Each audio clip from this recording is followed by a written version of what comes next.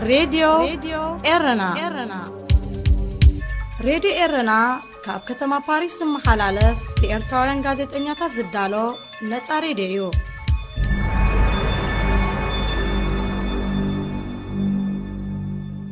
ሰላም ዝኸበርኩም ተኸታተልቲ መደባት ራድዮ ኤረና ብፍላይ ድማ መደብ ዜና ጥፊእ ኢለ ቀኒየ ስለዚ ክትርድኡ ለይ እምነ ንሎሚ ግን ተመሊስና ኣለና ዕድም ኣሎኒ ዕድም ናተይ ነይሎም ማዓንቲ ማለት እዩ ወደብ ቴድሮስ ብዛዕባ ወደብ ክንዛረብ ኢና ምስ ወደብ መያ ክቢርካ ስለ ዝመፃእካ ኣመስግነካ ኣብዚ ግዜ እዚ ከምቲ ድሒርና እውን ከም ብዛዕባ እንኣትዎ ብፍላይ ድማ ኣምባሳደር ዓንደ ብርሃን ኣብዚ ግዜ እዚ ኢሎም ማዓንቲ ማለት እዩ ብዕለት ረቡዕ ፅሒፍዎ ዘሎ ምርኩስ ንገብር ኢና እቲ ኢትዮጵያ ኣብ ልዕሊ ኤርትራ ክተካይድ ትደሊ ዘላ ቁልዕ ወራሪ ኢሉ ገሊፅዎ ኣሎ ንሱ ብዛዕባኡ ርኢጡን ከመይ ኣንቢቦ እቲ ኣርቲክልን ክነግረኒ እዩ ቅድሚኡ ግን ኢትዮጵያ ንነዊሕ ግዜ ብዛዕባ ወደብ ብዛዕባ ዋንነት ባሕሪ ብዛዕባ ተጠቃምነት ባሕሪ ዘይኮነስ ዋንነት ባሕሪ ዋንነት ወደብ ክትዛረቦ ዝፀንሐት ኣብ ኤርትራውያን እንታይ ርኢቶ ይፈጥር ኣሎ እንታይ ዓይነት ስምዒት ይፈጥር ኣሎ ናቱ ርኢቶ ከካፍለኒ ከም ሓደ ቅዱስ መንእሰይ ማለት እዩ እሱ እቶም ቅድም ኢሎም ኣብ ኢትዮጵያ ከይዶም ዝነበሩ መንእሰያት ምስ ተመለሱ ዝብልዎ ዘለውን ምስ ተቐድሚ ሕጂ ከዓ ክብልዎ ዝፀንሑና ወዳዲሩ ዘለዎ ትዕዝብቲ ከካፍለኒ መጀመርታ ወደብ ቴድሮስ ከመይ ቀኒኻ ጥዕናኻ ከመይ ኣለኻ? ጽቡቕ ሰናይ ጽቡቕ ኣለኹ ኣነ እውን ብጉዳይ ወደብ ምስ ወደብ ክንዛተይ ክነዕልል ኢልካ ኣኽቢርካ ምፅዋዕካ ከመስግነካ ፈቱ ስለ ዕድሜኻ ይቕኒ ጽቡቕ እምበኣር ብብርጌድ ንሓመድ ዝፍለጡ ኤርትራውያን መንእሰያት ኣብ ኢትዮጵያ ከይዶም ሴሚናር ከም ዘካይዱን ድሕሪኡ ምስ ተመለሱ ከዓ ምስ ኣብይ ኣሕመድ ኮይንካ ምስራሕ ከም ዝከኣልን ውፅኢታዊ ከም ዝኾነ ብብዙሕ መንገድታት ይገልፁ ኣለዉ ጥራሕ ዘይኮነ እቲ ሓሳብ ቅቡል ክኸውን ምክንያታዊ ከም ዝኾነ ከረድኡን ይፍትኑ ኣለዉ ንዓኻ ከም ሓደ ብዓዱ ዝግደስ ሰብ እንታይ ይመስለካ እዚ ዝህቦ ዘሎ መልስታትን ርእቶታትን? እዎ ሕጂ እዚ ብብርጌድ ንሓመዱ ዝስመ ምንቅስቃስ ኣብ ዝሓለፈ እዋን ዘካይዶ ዘሎ ወፍሪ ኣብ ኢትዮጵያ ከይዱ ብድሕሪኡ እውን ምስ ናይ ሰብ መዚ ኢትዮጵያውያን ኮይኑ ዘካይዶ ዘሎ ፖለቲካን ናብ ደገ ከዓ ዝፍንዎ ዘሎ ዘመተን ክትዕዘብን ከለካ ሓደ ነገር ትዝብለካ ንተኸባቲ ኤርትራውያን ብፍላይ ዞም ኣብዚ ናይ ፖለቲካ ኩነታት ናይ ኤርትራ ንዋሳእ ኢልና ነፍስና ንገልፀ ኣካላት ዳርጋ ኩሉ ግዜ ብተደጋጋሚ እቲ ዝሓለፈ ዘውደቐና ታሪካት ወይ ከስርሐና ዘይከኣለ ክዕውተና ዘይከኣለ ታሪካት ኣብ ምድግጋም ከም ዘለና ኮይኑ ዝስማዓካ ምክንያቱ ሓደ እቲ ምስ የናይ ሓይሊኻ ዝምድና ፈጢርካ ንየናይ ዕላማ ክትወቅዕ ዝብል ኣርእስቲ ብንጹር ክምለስ ዘለዎ ገለ ኮይኑ ይስማዓኒ ማለት እዩ ምክንያቱ ኣብ ኤርትራ ለውጢ ከምፅእ ኢልካ እንዳተቃለስካ ከለካ ምስ ናይ ኤርትራ ህላውነት ኣብ ምልክት ሕቶ ዘእቱ ናይ ወራር ሸውሃት ከም ዘለዎ ብቃልዕ ብጋህዲ ዝፍክርን ዝዕገድ ዘሎ መሪሕነት ናይ ኢትዮጵያ ኮንካ ነቲ ለውጢ ምድላይ ናይ ብሓቂ ንስለ ናይ ምቅያር ፖለቲካዊ ስልጣን ናብ ሃገር ዘሎ ዝሓለነ ለውጢ እዩ ዝብለ ዘሎ ወላስ ናይ ብሓቂ ሳስቴን ክገብር ዝኽእል ዘላቂ ፍትሒ ምርግጋዕ ብልፅግና ኣብ ሃገር ከምፅእ ዝኽእል ትኩላና ከዓ ንምንዮ ዘለና ፍትሒ ካብ ኩሉ ንዕኡ ከረጋግፅ ዝኽእል ለውጢ ኢና ንደሊ ዘለና እዚ ኣብ ሕቶ ምልክት ከእትዎ ይደሊ ሓደ ሃብቲ ኣብዚ ሕጂ እዋን ቁርብ ዘገረመኒ ነገር እንተነይሩ ድማ ብፍላይ ከዓ እዚ ናይ ብርጌድ ንሓመዱ ዝበሃል ምንቅስቃስን ኣብኡ ዘለዉ ከም መራሕቲ ከም ካድራት ከም ላዕለዋይ ፅልዋ ኣብቲ ምንቅስቃስ ዘለዎም ኣካላት ኮይኖም ዝረኣዩ ሰባት ኣብቲ ኣብ 2020 ክሳዕ 2022 ኣብ ኢትዮጵያ ዝተካየደ ኩናት ሕድሕድ ምስቲ እዚ ሓይሊ እዚ ሕጂ ምስኡ ኮይኖም ለውጢ ከነምፅኢና ዝገብሩ ዘለዉ ሓይሊ ዝገብሮ ዝነበረ ዘይፍትሓዊ ኩናት ኣብ ልዕሊ ኣብ ውሽጢ ኢትዮጵያ ዘካየዱ ዝነበረ ኩናት ንዕኡ ዝነፅግን ንዕኡ ዝቃወምን መርገፂ ሒዞም ዝኸዱ ዝነበሩ ኣካላት እዮም ሕጂ ኦሎ ፈሳድ እታ ታርጌት ናብቲ ባይ ኤኒ ሚንስ ከልግስ ኣለዎ እዚ ስርዓት እዚ ወይ ፖለቲካዊ ስልጣን እዚ ዝብልዎ ሓይሊ ኣንፃሩ ድምፂ ከገብር ምስ ጀመረ ምስኡ ምስላፍ ከምዚ እቲ ኣብ ግዜ ካልኣይ ኩናት ዓለም ንዝክሮ ናይ ፀላኢ ሓርቲ ዝብል ዕውር استراتيجي وكحنك استراتيجي نعوم مختال كون يسمعنا مالتي أبتي علمان ساستين قبل زفت زلاقي فتحن لوتن كم تزخل نايلوتي سرح زدهاب عينة دفنتي وكأزم تنع كونو يسمعنا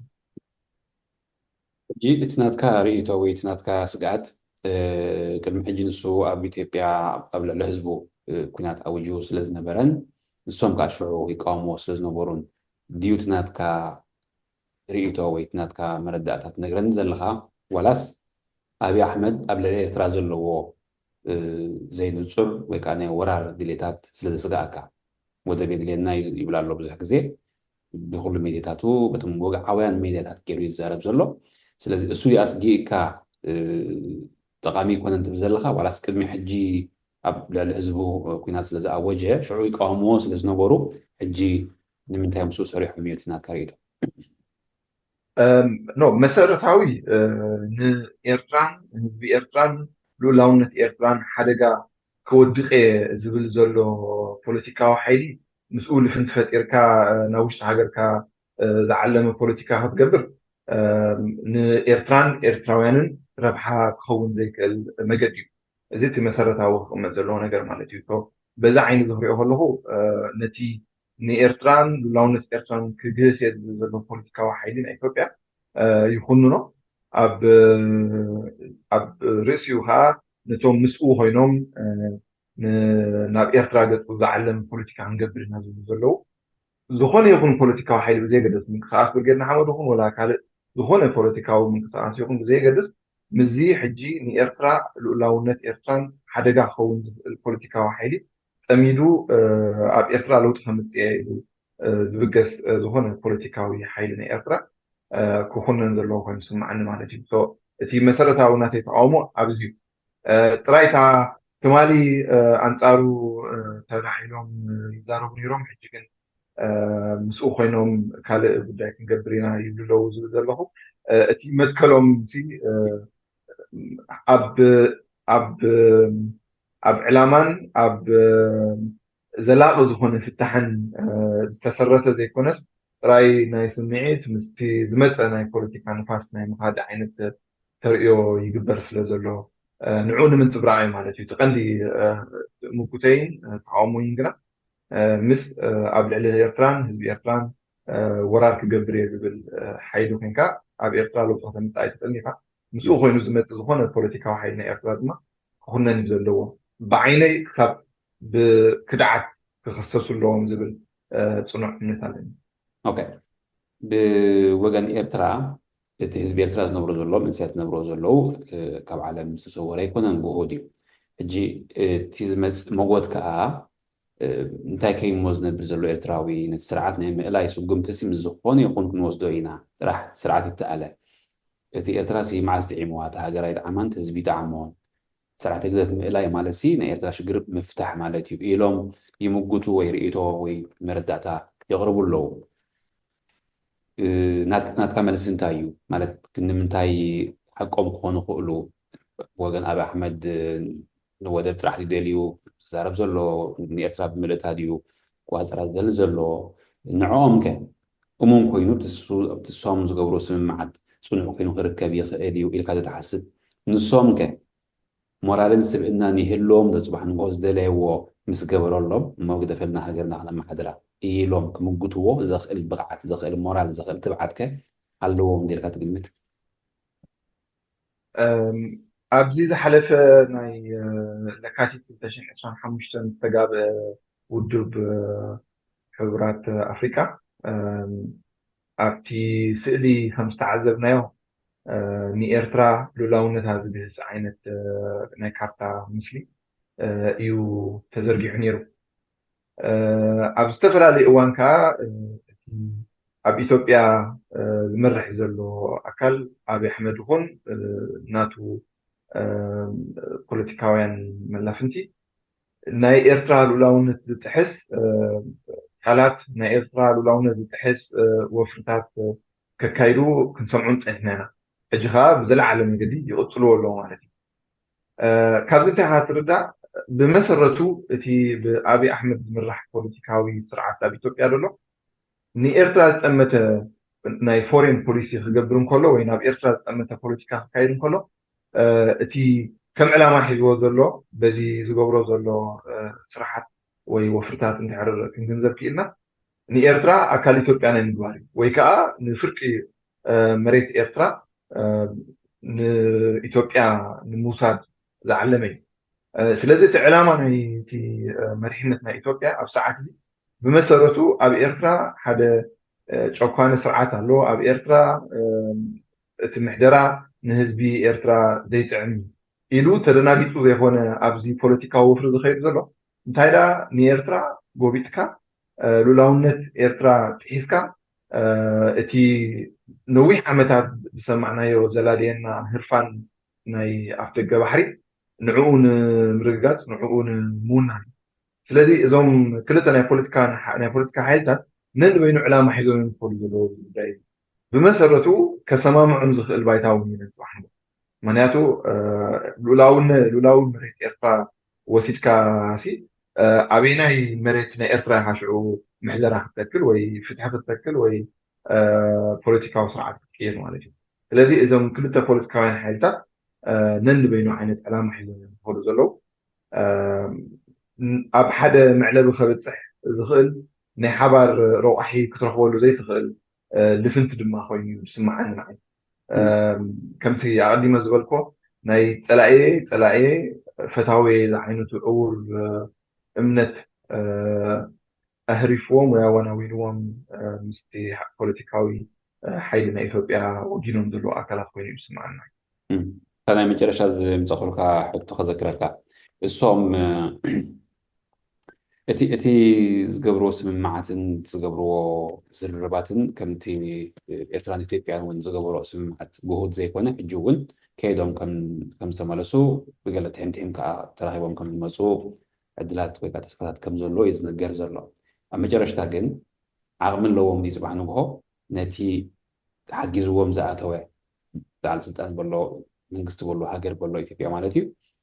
ዝደለይዎ ረኺቦም ይቐኒልና ኢሎም ክኸዱ ወይ ከዓ ካልእ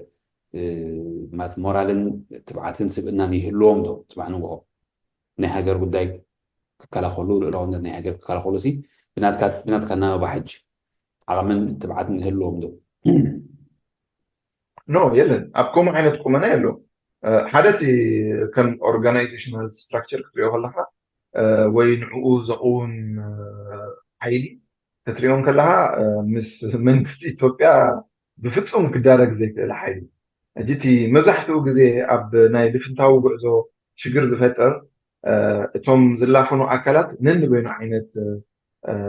ሓይሊ ወይ ነንበይኑ ዓይነት ግዝፊ ምዝህልዎም ምስ መንግስቲ ኢትዮጵያ ዝኣክል ንኤርትራ ክጎብጥ ንኤርትራ ሉላውነታት ሒዙ ኤርትራ ኣካል ኢትዮጵያ ዶ ክገብር ወይ ፍርቂ ናይ ኤርትራ ቆሪፁ ክወስድ ንከምኡ ሕልሚ እንዳተበገሰ ከሎ ብከምኡ መልክዕ እናጓዘመ ከሎ ውሑድ ዝኾነ ይኹን ስራሕ ክትሰርሕ ዘሸግረካ ዓይነት ቅርፂ ሒዝካ ኖ ንስኻ ኣብዚ ናትካ ደረትካ ንሕና ሕዚ ጉዳይ ሃገርና ክንገብር ኢና ኢልካ ኣብ ዋጋዕ ዕዳጋ ተተኣቱ ምስከማ ሓይሊ ኣይከኣልን ዋጋዕ ዕዳጋ ተዘራዘርካ ሓይልታት መብዛሕትኡ ግዜ እቲ ሳስቴን ክገብር ዝኽእል ወይ ዓወት ክጓነፀፍሉ ዝኽእሉ ዓይነት ዋጋዕ ዕዳጋ ክትገብረሉ ዘኽእለካ ቁመና ክልቴኻ ተመጣጣኒ ዓይነት ቁመና ምዝህልወካ እዩ ተኸባቢርካ እውን ስለ ዝገብሮ ነቲ ጉዳይ ማለት እዩ ብምሉእ ዓቕሚ ናይ ኢትዮጵያን መንግስቲ ኢትዮጵያን ኣብ መዕለብኡ ዝበፅሐ ስራሕ ግን ተመሊስካ ንዕኡ ክትሰጉግ ንዕኡ ከተውፅእ ኣይከኣልኒ እቲ ኩሉ ክትገብሮ ትኽእል ነገር ኣብ ትሕቲ ምሕረት ወይ ሰናይ ድሌት ናይቲ መንግስቲ ኢትዮጵያ እዩ እቲ መንግስቲ ኢትዮጵያ ድማ ኣብ ሰዓት እዚ እንታይ ይደሊ ከም ዘሎ በቲ ዘካይዶ ዘሎ ፖለቲካዊ ዘመተ ንከታተሉ ለና ስለዚ እዞም ዝኾነ ይኹን ኣብዚ ሕጂ እዋን ዘሎ ዝኾነ ፖለቲካዊ ሓይሊ ናይ ኤርትራ ኣብ ምስከም በዓል መንግስቲ ኢትዮጵያ ዝኣክል መንግስታት ኮፍ ኢሉ ተደራዲሩ ኣብ ሓደ መዕለቢ ከብፅሖ ዝኽእል ቁመና ዝሓዘ የለን ስለዚ እታ ክትከውን ትኽእል እንታያ ንሕና ከም ኤርትራውያን ኩላትና ተሰማሚዕና ሓቢርና ኣብ ጉዳይ ፖለቲካ ሃገርና ብኸመይ ክንውጅሆ ኣለና ክንዘራረብ ክንክእል ኣለና ክንዮ ኤርትራውያን ክፈትሕዎ ዝኽእሉ ሽግር ስለዘይኮነ ናይ ኤርትራ ጉዳይ ማለት እዩ ባዕዳዊ ሓይሊ ፀዊዕካ ግን እሞ ድማ ካልእ ዕላማ ሒዙ ከይድ ዘሎ ሓይሊ ፀዊዕካ ክትደራደር እንትኾንካ ግን ንስለ ፒአር ንስለ ይምሰል ንስለ ፖለቲካዊ ሃልኪ ክትገብሮ ትኽእል ኢኻ እቲ ፖለቲካዊ ሓይሊ ናይ ኢትዮጵያ ክጥቀመሎም ስለ ዝደሊ ነቲ ናይ ፖለቲካውያን ሓይልታት ኤርትራዊ ፖለቲካዊ ሓይሊ ክጥቀመሉ ስለ ዝደሊ ከም መላፍንቱ ከም ብፅምዶ ሓደ ነገር ክሰርሑ ዝኽእሉ ኣካላት ተላፍንቲ ኣካላት ገይሩ ፖለቲካ ክሽየጥ ይኽእል እዩ ኣብ ተግባር ክትመፅእ ከለካ ግን ነንበይኑ ዕላማ ዘለዎም ኣካላት እዮም ስለዚ ጥባሕ ንጎ ንውሕስነት ኤርትራ ከረጋግፁ ዝኽእሉ ሓይሊ ይኮኑ ምስ ከምዚ ዓይነት ስርዓት ወይ ምስ ከምዚ ዓይነት መንግስቲ ተላፊኖም ነቲ ዝገብርዎ ዝሓልሞ ዘለዉ ነገር ተላበፅሖሞ ማለት ንቕሬታ ከምቲ ኣቐድማ ቢለ ዝገለፅክዎ ሕጂ ናብቲ ዝቐፀለ ምስኡ ዝተኣሰር ፅቡቅ ገይሮ እውን ነቲ ኩነታት ዝገልፆ አንቀፅ ወይ ከዓ ኣርቲክል ኣሎ ብኣምባሳደር ዓንደ ብርሃን ዝተፃሕፈ ንሱ ኣብቲ ኣርእስቲ እንታይ ዝብል ኣዋጅ ኩናት ኣብይ ኣሕመድ ኣብ ልዕሊ ኤርትራ እዩ ዝብል ዝበዝሑ ወሃብቲ ርእቶ ዝበዝሑ ተንተንቲ ከዓ ኣብ መንጎ ኤርትራን ኢትዮጵያን ውግእ ከይክፈት ስግኣት ከም ዘሎን እቲ ምድላዋ ተፃሒፉ ከም ዝኾነን ገለ ዝገልፁ ኣለዉ በንፃሩ በዚ ንሪኦ ዘለና ፅሑፍ ከዓ ኣብ ኣሕመድ ኣብ ልዕሊ ኤርትራ ኩናት ይውጅ ከም ዘሎ ገይሩ ኣቐሚጥዎ ዘሎ ንዚ ንሱ ኣቐሚጥዎ ዘሎ ተሰማዕ ዶ እዎ ተኮይኑ ብኸመይ እንድሕር መረዳእታ ኣለካ ከዓ ምስ መረዳእቱ ክትነግረኒ ኣዲመ ንኣምባሳደር ዓንደ ብርሃን ገርገስ ከምዚ ዓይነት እዋናዊ ዝኾነ ፅሑፍ ምድላውን ናብ ህዝቢ ምስርግሑን ከመስግኖ ፈቱ በዚ ኣጋጣሚ ማለት እዩ ምክንያቱ እቲ ፅሑፍ ኣዝዩ እዋናውን ናይ ብሓቂ መንፈስ ኤርትራውነት ዘንፀባርቕ ዝተረኣየሉ ፅሑፍ እዩ እንተደኣ ብግቡእ ኣስተማቒርናዮ ኢንተርናላይዝ ጌርናዮ ነቲ ጉዳይ እውን እቲ ኣብቲ ፅሑፍቲ ዝጥለብ ዘሎ ሕቶታት ብሓባር ጎይናሉ ንናይ ኤርትራ ሕውየት ድሕነትን ዓብ ኣብት ዝኽእል ዝኽእል ፅሑፍ ኮይኑ ዝስማዕኒ ስለዚ በዚ ኣጋጣሚ ከመስግኖ ፈቱ ማለት እዩ ብመፃል ከምቲ ዝበልካዮ እዚ ኣብዚ ሕጂ እዋን እንሪኦ ዘለና ናይ ኩናት ሩምባ ብልክዕ ንምዝራብ ወይ ብልክዕ ንምግላፁ መንግስቲ ኢትዮጵያ ወደብ ኣፍ ደገ ባሕሪ ይብፅሓን እዩ ወደብ ዓሰብ ይብፅሓን ኢሉ እዩ ነዚ ፖለቲካዊ ዘመተ ዘካይዶ ዘሎ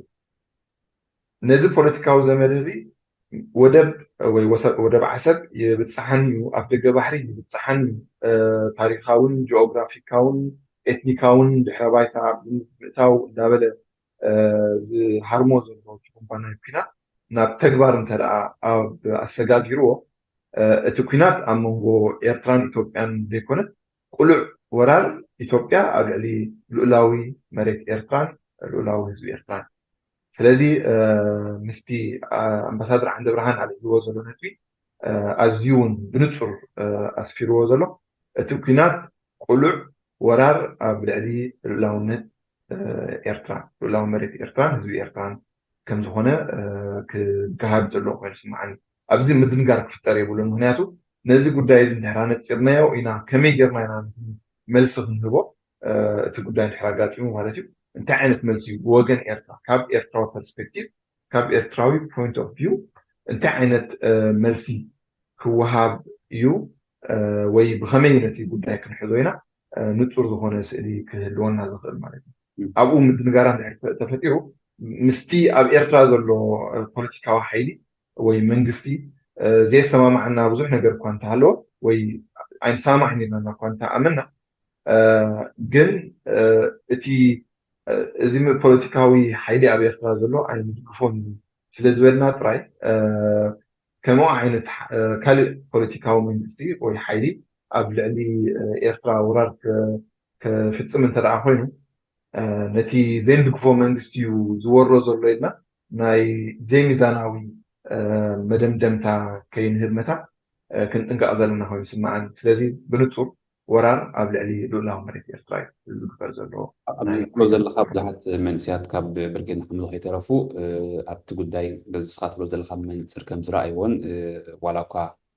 ፍታሕ ኣብ ኤርትራ ንደሊ ንኹን ደኣ እምበር ንኤርትራ ክወርር ግን ኣይነ ፍቅድን ዝብሉ መንስያት ኣለዉ ካብ ኣባላት ካብ ብርጌድ ንሓምሉ ማለት እዩ ፍሉጣት ሰባት ከምኡ እውን ጉስጉስ ኣለዎ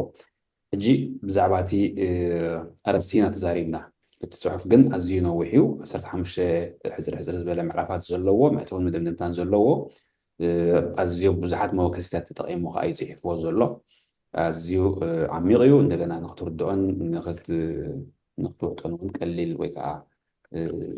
ፅቡቅ እዩ ኢለ ይኣምን ኣነ ብተዘንብብዎ ማለት እዩ ንኣብነት ከምቲ ክትብሎ ዝፀናሕካ ኣብ ገፅ ኣብ ቁፅሪ 11 እንታይ ዝብል እታ ካብ ታሪክ ንምምሃር ድሌትን ክእለትን ዘይብላ እትመስል ኢትዮጵያ ንኤርትራ ብምውራር ንወደብ ዓሰብ ንምሓዝ ዘተፈራርሕ ፅዑቕን ሰፊሕን ፕሮፓጋንዳዊ ኩናት ተካይዳ ኣላ እንተውዒላቶ እቲ ወራር ብድፍኑ ከም ኩናት ኣብ መንጎ ኤርትራን ኢትዮጵያን ክርአ ኣይግባእን ኣህጉራዊ ኮም ነቲ ዘይፍትሓዊ ኣስፋሕፋሒ ኩናት ወራር ኢትዮጵያ ኣብ ልዕሊ ኤርትራ ብግቡእ ክኹንን ነቲ ፍትሓዊ ብኣህጉራዊ ሕጊ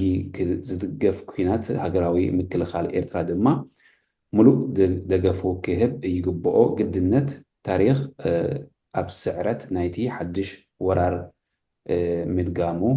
ዘይተርፎ እዩ ገለ እዩ ዝብል እሞ ካብዚኣ ተበጊስካ ክትገልፆም ፀኒሕካ ቅድም ኣቢልካ ብዛዕባ እቲ ሙሉእ ኣርቲክል ዘለካ መረዳእታ ዘለካ ግንዛቤ ደገፍ ይኹን ተቃውሞ ክትነግረኒ ምክንያቱ ንታሪክ እውን ይምለስ እዩ ክሳብ ኣክሱማይ ተመሊሱ እውን ብዛዕባ እቲ ፍፃሜታት ናይቲ ግዜ እቲ ይጠቅስ እዩ ኣብ 18 ኣብ 19 ክፍለ ዘመን ማለት 1800 ኩሎም እቶም ዓመታት ዝነበሮም ታሪካውያን ፍፃሜታት ዕብይ ዕብይ ዝበሉ ብዝርዝርን ብንፁርን የቐምጦም እዩ እሞ ሕጂ ንስኻ ከመይ ረኺብካዮ እቲ ኣርቲክል ብናትካ ርእይቶ ብናትካ መረዳእታ وخمتي ምትእስሳር ከዓ ምስ ንብሎ ዘለና ብምትእስሳር وخمتي زبلكو اتي ارتيكل تاشمي نويح ارتيكل نويح صحفي عقلي جيركا من باب يدلي مستي ناي من باب شوهات ناي حبرتسبنا بلا ناي زمان سي ولدو متاو ولا كا بدها خون تخاله ግን نفس وكف إرتراو خنببا لو زبل خنببا زلو تحفتيا إلي عمل اتي ولا قاومو ترين كلها عند أمباسادر عند بعض نزي زغبر زلو بوليتيكاوي زمته ناي إثيوبيا نعود راح يكون أدرس ديرو زلو متى تردؤنا بزعبة قداي سفيح كهون دحر بايتا ناي كمود أمثال كينات أبجمت متاو نتدحر بايتا قريبنا له بمسرة ناي بحكي وفرز كاير زلو ناي أبدأ بحري بتحني زل الموقع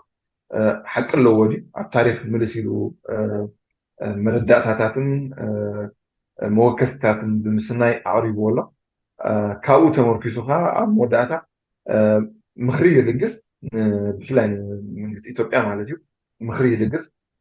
كاب تيزا حلف تاريخكم تمهارو مهنياتو ني إرترا إذا حجي بأبي أحمد زمرح زلو بوليتيكاوي حيلنا إثيوبيا راح يكون ورار كفيتولاس كان مسرتون حيل سلاسي درجي دحرون بقدام سر ملس زيناو زمرح زنبر بوليتيكاوي حيلي أموداتها بأبا أحمد مرح زمرحي هجي تماثل هذه حينة طرح أبسترفل على وانات دقاقي مومن اتوت إتوغن حاريوهم حيل سلاسي يزقبرو قبطة حزبي أخرى بأمبي أجزاء زبل ملسيو نفسورا بمخاد ملسو ندرقون كومو مكيتو أموداتا نوحين أتكامن زخون قدلي حلفوها مسوات خفيفها تا سنكي تلمت ناي حيالات هاجرات والمحبر السبع عالمي يونايتد نيشنز أطول مبسعة زقبرو تلمتن بناي قومت أهرفان هاي السلاسين ناب حدقا وجقو زنبر هاجر لولاو هاجر إرترا كاب زي منبر ناب منبر مليسوي أبتس عايشو مونتن كالتشحكا لولاو مريد إرترا تقايسو دماو هنا التخيلي من يوجدني نيرو انتاي دحرواي تايدونو بزي كتسجل تي أبت وان تي توك أزمر زنبر حيلي كسب أسمر هو تي حزبل حلمي حزو نتي كنا أكايد وي زي بتشوفت زرلك نزغا حزب إرتران حيلتات مثل خالو قبو ملسي هو سلازي كل جزء حيلتات إثيوبيا أب تاريخهم بإرتران المقوات نحزب إرتران المبركة أبز حلينهم أبز وفروا الوان حلمتاتهم كبرعنن كمكتون يوم ترى حزب إرترا كمكتون من ناري نوات أبز حج وانكا تا تماها سالت عجاها خبرت كابز سبقيسو أبي أحمد مقولو زخونا مخري لبسو ليو أمباسادر عند برهان كاب تاريخ كاتا مهاري دولو دولو نعنا خاني أزهاخيرونا مالتي تمدختي إثيوبيا طرح ديكونا نإرتراوين دما انت لا أزو قد يستخيرو إرتراوين قبوكم هاقراو قبوكم كتباتوا لكم إلو مزهاخريون مالتي سلمن تايو إذا قد يزي أعتيبنا حزو زلنا خاهم تزولكو هاقراونتن مننتن هاقراونتن دحروايتا متأتعا إرترا قدميو زنبرة بوليتيكاوي تاريخاو معبالة كالن كله بسفحو زرزيرو أميتولو سلازي ناب زي مدام تازل خبرت صحون كله أمباسادر عند برهان قبو موكستات تطعيمو زلاقو زخون فتح كاب هم يكمت يخل إلو أقريب وزلو ماتيو ولو إن تسرعت كترفة نتي أب هاجر نازلو ويدمان من كسي أترا ون مغري لقيسولي زي زكاير زلو وفري ناي كوينات أبا أحمدن دك مزامرتون حدا برو أكتيف زخونة دبلوماسياوي فتح يد يولو international community بقبو طرعن قرب اللو لاونتنا نقهاس لنا مثلنا أب international platform يدوان له ويكاني أبتي continental platform كم دي ناي تحلف لكاتت مالتيو مثلنا يدوان له سلذي تقفوا لنا زبل حتنتا international community كقرب كتلا له أول كا كم دي ناي جزا صوتا بمجد تويتر ويدما كالب محبرة ومرخبي مزرقحن ناي تيت فورتات زمثل عينة إن كان هابان مقبال ربات راح بيكون هون دلوت ملتي قبو قطعو ملكعو حلوة قطعو حلوة قبو ناي منغستاوي ملتي ناب international community تسدلالو ناب تيم مريحنة ماي إثيوبياون كسدل كتلالو مالتي تقورو زلهم جيجا يزبل وقعوي ناي فتح زعمت قبل ملصق قبل كخلالو مهنياتو أب عند برهان تايزبل عند برهان تايزبل أب تفعن شمونتن نصبر كان ده حسب كان كمان من أي بالنسبة تصحفوا مالتيو كمل لك أوروب من كثير ترى كابتي زحلفة تمكرو أنت لاي نايد ديستات عنش زغور عنها مشان كتبت عن شمونتن بممهار نتي أبي أحمد أب عسر سلسلة قمتاشين عسران سلستان أب برلمان إثيوبيا زقربو نقزأتاوي ملوئنت إرترا زجهز تهديد كونه نتي أب عسر حمشة لكات قمتاشين عسران حموشان أب أخيبا مرحتي هاجرات أفريقياوي حبرت أب أديس أبابا تزرقحو نقزأتات إرترا أب إثيوبيا زأتوي كارتا أفريقيا زقاوم دمارش يزبلا تقال دمارش ناب منغستي إثيوبيا وانا صحفي حبرات هاجرات حموشت قوامتي أبالات ستتاوي بايتو حبرات هاجرات إتن قوامتي حموشت أفريقاوي حبرات أوروباوي حبرات وزته بقبو كغرب يقبو إذا حدا أبن التغيس وزول أقدم بين انتهي يتدقس دحري انتهي يتدقس نايتس عن شمونتن نايتس عن شعاتن كسبتش زنبر ورارات كمان بعتب يقوم متويو بسنك دبلوماسياوي كسارة يترى ወራሪት ከም ዝኾነትን ከምኡ ከም ዝተገልፀትን ወይ ከዓ ኤርትራ ከም ዝኸሰረትን እዩ ዝገልጽ ንገለ ቃላት ተጋጊ ክኸውን ይኽእል ግን ከምኡውን ይገልጽ እዩ ሕጂ መወከሲ እውን የምፅኡ ናይ ቅድሚ ሕጂ ከዓ እቲ ብኤርትራ ዝነበረ ክሳራን ብኤርትራ ዝነበረ ፍሽለትን ከይፈሽል ዲፕሎማስያዊ መንገዲ ከይፈሽል ተሃገር ከይፈሽል ህዝቢ እውን እዩ ትምሕፅንትኡን እቲ ማለት ተረዲ ዝኾነ ነቐፌታን ዘቐምጥ ሕጂ ንኩሉ ዝማእኸለ እዩ እቲ ፅሑፍ ከምቲ ዝበልካዮ እዚአን ከዘኻኽረካ ኢለ እሞ ኮሊፈካ ቀፅል ሕጂ هو هجي ساعة عندنا السايسي ኣብ ተመክሮ ዝሓለፍና ያ ወይ ዝተመክርና ያ ጌጋ ስለ ዝኾነት ኣብቲ ታሪክ ናይ ኤርትራ ምልሲልካ ክትሪኢ ኣለካ ማለት እዩ እቲ ናይ ዓዲ ሙሩግን ናይ ባድመን ናይ ኣግሬሽን ምትኹታኻት እዩ ዝብሎ ኮሚታት ክካየድ እንከሎ ሲ እቲ ሽዑ ክውሰድ ዝግብኦ ዝነበረ ግብረ መልሲ ዲፕሎማስያዊ ግብረ መልሲ ነይሩ مجمرة حوسة زبوط نبرة نصوص لدي توسدها زي تمتطعني قبل ملتي وسيلة إيرترا تبعي بيو أب في محبرة سبع عالم قصة قريب شو أب تي كداني أنك الله إيرترا إثيوبيا أب بيت فردم على جو بو ملتر كا إيرترا زرع على كحسا كفل تبين من لاي ندحرك ملسينا كنذكرون نحكي لنا كاب إثيوبيا زي حسوتو إيرترا حسوتو رزق مهنياتو ኢትዮጵያ ተኽታዊት ኤርትራኻ ዘይተመጣጠነ ግብረ መልሲ ወሃቢ ተባሂሉ እቲ ፍርዲ ተዋሂቡ ብኸም መንፅርካ ክልቲአን ሃገራት ካሕሰአን ከፊለን ማለት እዩ ስለዚ ኣብዚ ሕጂ እዋን ከዓ ተመሳሳሊ ጌጋ ከይንደግም ኢሉ ንመንግስቲ ኤርትራ እውን መዘኻኸሪ ምሕፅንታ ኣቕሪቡሉ ሕጂ እቲ ሓደ ኣዝዩ ፅቡቕ ዝገብራ እዛ ኣርቲክል ናይ ኣምባሳደር ዓንደ ብርሃን ንኩሉ ወገን እዩ ተንኪፎ ዘሎ ጥራይ ኢትዮጵያ ክኹንን ኢትዮጵያ ኖ ንሕና ተበጊስኩም ቅፅልና ሃንርኩም ኢና ክብል ኢሉ ዘይኮነ እቲ ሓተታ ኣቕሪብዎ ዘሎ ኩሉ እቲ ኣብዚ ጉዳይ ተፀላዊ ክኸውን ዝኽእል ህዝቢ ኤርትራ መንግስቲ ኤርትራ መንግስቲ ኢትዮጵያ ህዝቢ ኢትዮጵያ እዚ ብምሉ ሲ እንታይ ዓይነት ግብረ መልሲ ከም ዘለዎ ኣብዚ ሓተታ ግቡእ ዝኾነ ኣተኩሮ ሂቡ ኣቕሪብዎ ኣሎ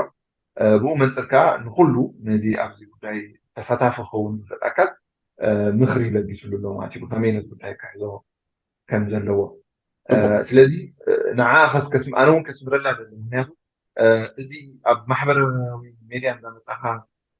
መልሲ ናይ ሃገር ወኪል ተባሂልካ ናይ ሃገር ሚኒስተር ናይ ሃገር መራሒ ተባሂልካ ኣብ ማሕበራዊ ሚድያ እንዳመፃኻ መልሲ ምሕንጣጥ እንታይ ይድዎ ዘሎ ኣምባሳደር ዓንደ ብርሃን ዲፕሎማሲያዊ ማሃይምነት ኢልዎ ዘሎ ወይ ዲፕሎማቲክ ኢግኖራንስ ኢልዎ ዘሎ ማለት እዩ እዚ ጉዳይ እዚ ተወጊሉ ናይ ብሓቂ ንህዝቢ ኤርትራ ዝሓሊ ስራሕ ክስራሕ እንድሕር ተደልዩ ማለት እዩ እዚ ጉዳይ ተወጊሉ ብግቡእ እቲ ዘሎ ሓደጋታት ኣድረስ ክግበርን ዘላቒ ዝኾነ ፍታሕ ፕሮኣክቲቭ ዲፕሎማሲ ክካየድን ኣለዎ ኢሉ የቕሪቦ ዘሎ ተስፋ ገብር ነዚ ጉዳይ መንግስቲ ኤርትራ ዕቱብ ዝኾነ ኣተኳር ክገብረሉ ያ ሕጂ እንታይ ክሰምዕ ዘለኹ ካባኻ ክንዚ ዝኣክል ኣርቲክል ብዙሕ ግዜ ዝወሰደን ብዙሕ መፅናዕቲ ዝተገብሮን ብዙሕ መወከሲ ዝተጠቐመሉን እዩ ኣብኡ እውን ይገልፆ እዩ ኣብኡ እውን ትሪኦ ኢኻ እቲ ሕቶም በዓል ንውሕ ዝበለ ግዜ ሕጂ ኣብ ከምዚ ዓይነት ንጥፈት ኣይነበረን ንሱ እሞ ክንምንታይ ርዝነት ስለ ዘለዎ እቲ ግዜ ወይ እቲ ዝኸይድ ዘሎ ኩነታት ሲ ክንምንታይ ዓብ ስለ ዝኾነ እዩ ክሳብ ክንድኡ ፅሒፉ ዘሎ ኦፍኮርስ ንዑ እንድሕር ግዜ ረኺብና እንድሕር ዓዲሙ ይኸሓትዎ እንድየ ግን እስኻ ከመይ ተንብቦ ክሳብ ክንድኡ ግዜ ሂቡ መፅናዕቲ ገይሩ ከፅሕፍ ዝደረኾ ምክንያት ሲ ትባይታ ዘሎ ኩነታት ሲ ክንምንታይ ርዝነት ወይ ክንምንታይ ዕቤት ስለ ዘለዎ እዩ ብናትካ እናባህል ኣብቲ ፅሑፉን ገለ ኣንፈት ይህብ ስለምንታይ እዩ ነዚ ጉዳይ ብዕቱብ ሪኡ ፅሒፎ ኣነ እውን ዘስምረላ ጉዳይ ማለት እዩ ኣብቲ መጀመርያ ከምቲ ኩሉ ግዜ ዝደጋገም መዝሙር ኣንቀውታ ናይ ኣብ ደገ ባሕሪ ከምኡ እዩ ዝመስል ድሒሩ ግን ሰራዊት ናብ ሰመራ ናብዚ ናይ ዓፋር ክልል መሰውረደ زي نا إيرترا بوليتيكاوي حيلي أب إثيوبيا زقنيها أبو هيدو مجابر يعني بوليتيكاو زي مثلا أبي أحمد سعد مخانو تبداي رزنز ولا ጉዕዞ ክኸይድ ከም ዝኽእል ወይ ከዓ ርዝን ዝበለ ሚዛኑስ ረዚን ዝኾነ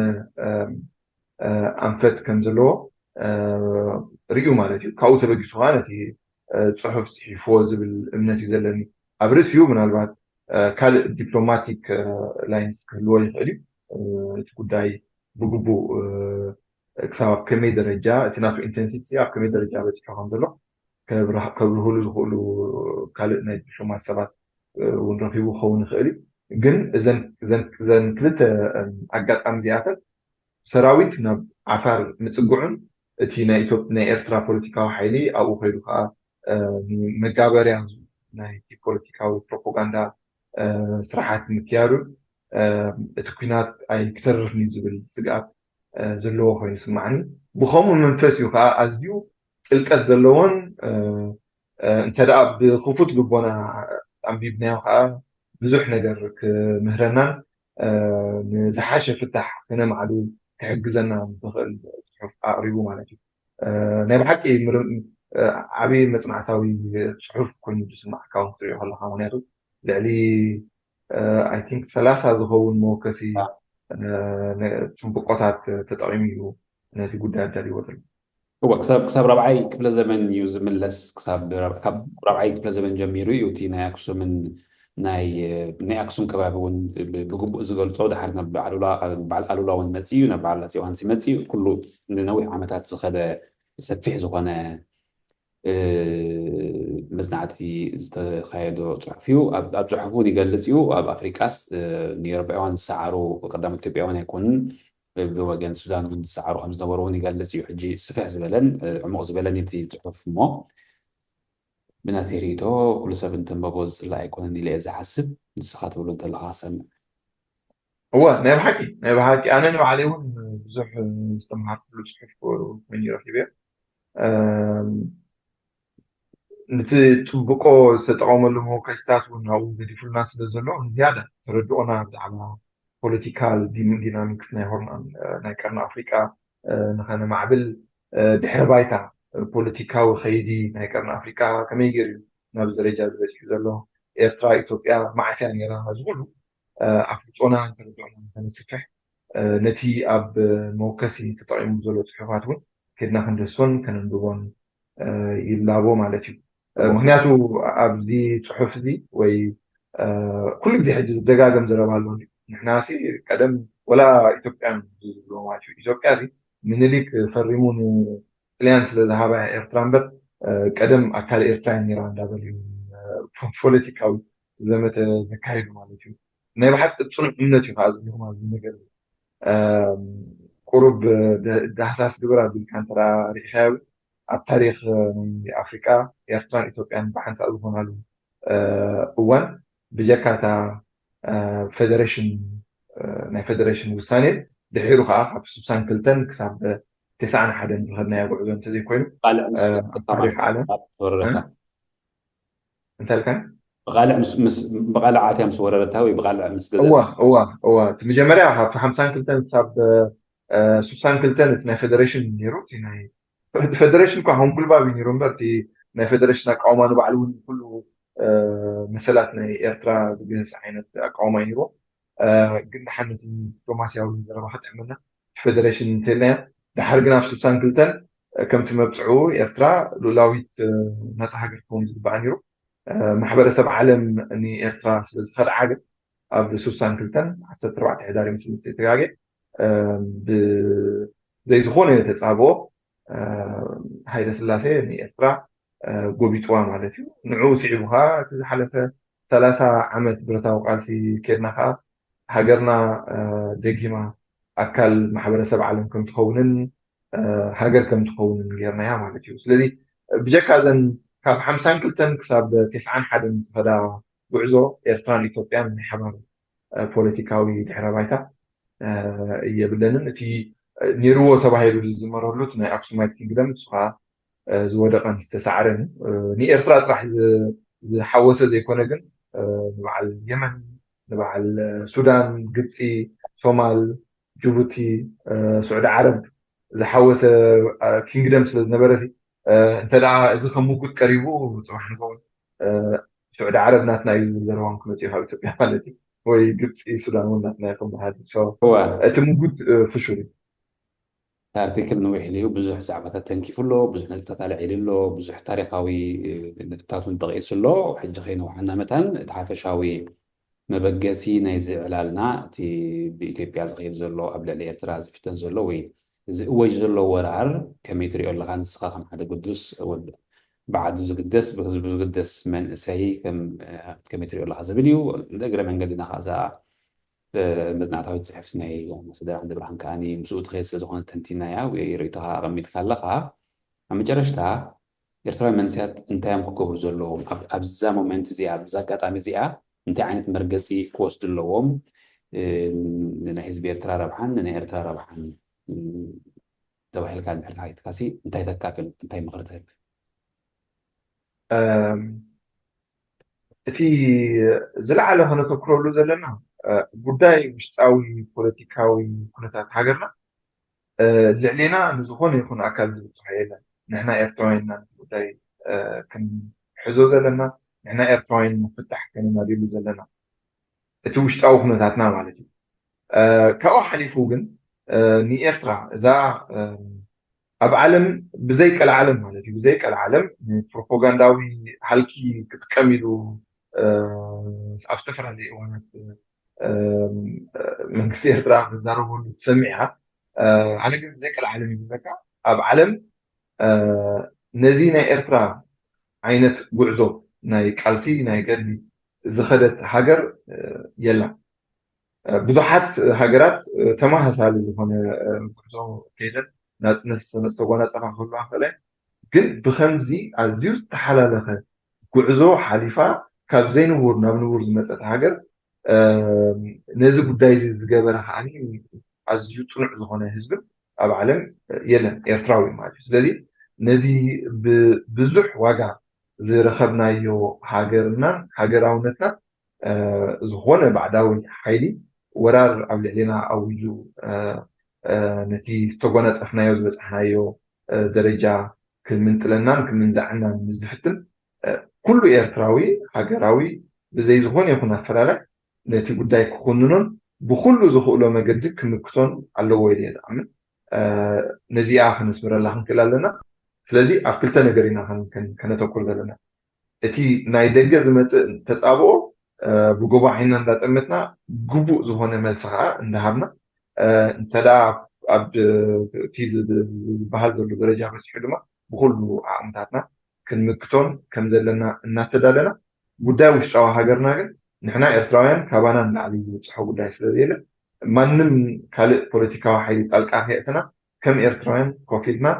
ሓቢርና ምሕደራ ኩነታት ምሕደራ ሃገርና ናብ ዘላቒ ፍትሓዊ ደረጃ ከነብፅሖ ክንላዘብን ንዕኡ ዘተርንዕ ስጉምታት ክንወስድና ኣለና يقنيلي سلا جزيها سلا رئيتها سلا مرداتها قال جزيتو ما سلا دعوتك من راح تصفح قبره نلو مين نودي له نعون رئيتها سمي لك أحوال كسر عدم كاني كمزينة كافتو كتاب قال جزينا راح يقنيلي